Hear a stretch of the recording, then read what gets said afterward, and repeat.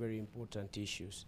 Obviously, the impact of what is being stated is so devastating. The erratic rains and much more. You have seen in Muridhi's report clearly about flooding, which has claimed, you remember in 2018 or there, about 183 lives lost during that time. 225,000 people displaced.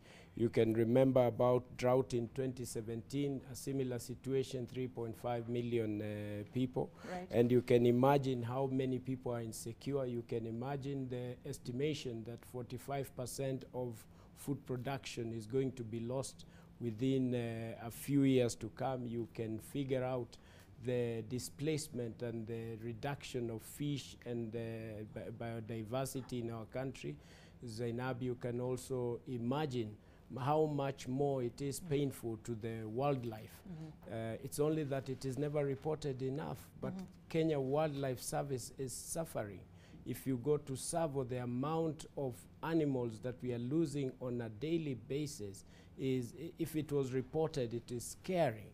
And much more that we continue to see in the corals.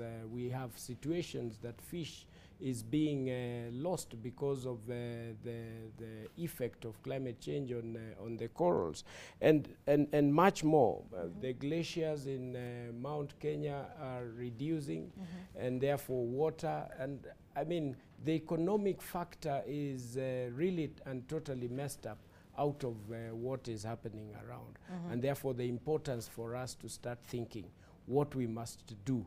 And you see, I like what the president said on Saturday, on Sunday.